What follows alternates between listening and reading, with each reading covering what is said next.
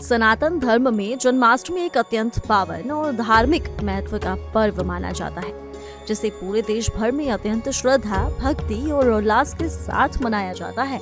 ये पर्व भगवान श्री कृष्ण के जन्मोत्सव के रूप में मनाया जाता है, जो अधर्म के विनाश और धर्म की स्थापना हेतु इस धरती पर अवतरित हुए थे। जन्माष्टमी के दिन भक्तगण व्रत रखते हैं, लड्डू गोपाल का विधिवत अभिषेक करते हैं, उन्हें नए वस्त्र पहनाते हैं और प्रिय वस्तुओं का भोग भी लगाते हैं। मध्यात्रि को श्री कृष्ण के जन्म के ठीक समय मंत्रोच्चार और घंटियों की गूंज के साथ ये उत्सव मनाया जाता है। मथुरा और वृंदावन जैसे तीर्थ स्थलों पर इस दिन विशेष धार्मिक कार्यक्रमों का आयोजन होता है, जिनमें लाखों श्रद्धालु भाग लेते हैं। इस अवसर पर वृंदावन स्थित प्रसिद्ध बांके बिहारी मंदिर की विशेष भूमिका होती है, जहां परंपराओं और आस्थाओं से जुड़ा एक बेहद रहस्यमयी और भावनात्मक आयोजन होता है, मंगला आरती, जो साल में सिर्फ एक बार सिर्फ जन्माष्टमी के दिन ही पूरी होती है। बांके बिहारी का ये नियम जितना अनोखा है, उतना ही रहस्यमयी और आध्यात्मिक रूप से गहराई से जुड़ा है।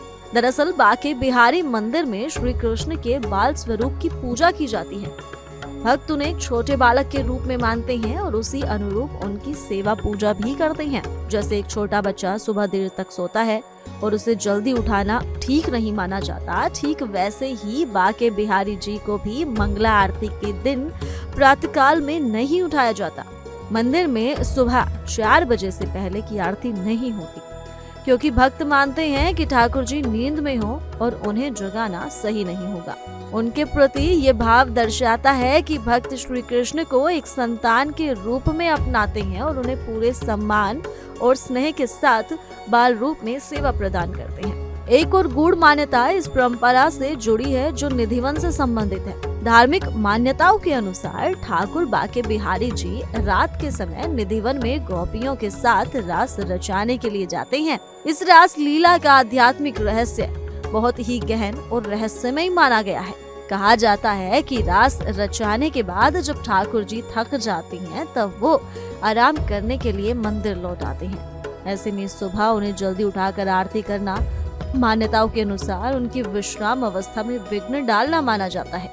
इसलिए पूरे साल मंगला आरती नहीं होती, ताकि ठाकुर जी की नींद में खलल ना पड़े और वो प्रसन्नचित होकर भक्तों को दर्शन दे सके।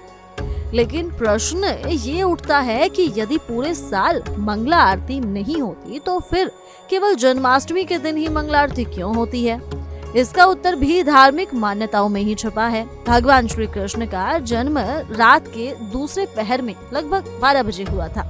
ये वो विशेष पल है जब ईश्वर का साक्षात अवतरण हुआ और पूरी सृष्टि ने उनके स्वागत के लिए उल्लास प्रकट किया।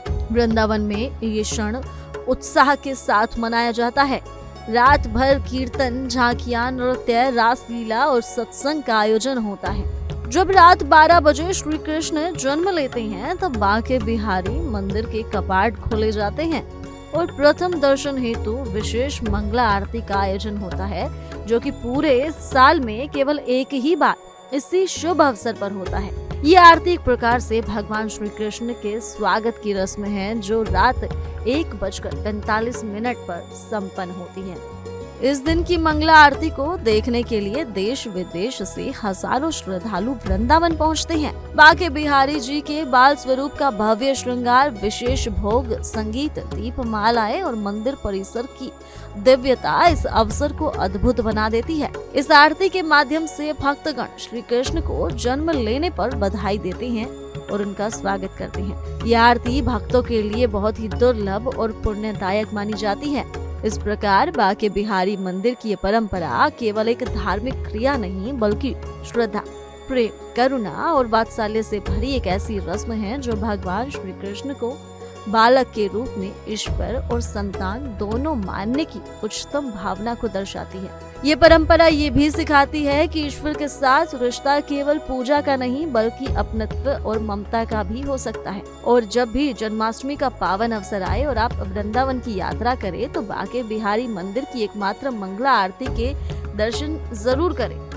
ये अनुभव न केवल भक्तिपूर्ण होता है, बल्कि जीवन में एक गहरी आध्यात्मिक अनुभूति भी छोड़ जाता है। यही तो है सनातन संस्कृति की विशेषता, जहाँ हर परंपरा के पीछे कोई ना कोई गहन भावना, उद्देश्य और आध्यात्मिक संदेश छिपा होता है। इस मंगला आरती को लेकर क्या आपका भी कोई एक्सपीरियंस है? आप हमें कमेंट में जरूर बताएं। इसी के साथ जुड़े रहिए इंडिया डेली के डिजिटल प्लेटफॉर्म के साथ।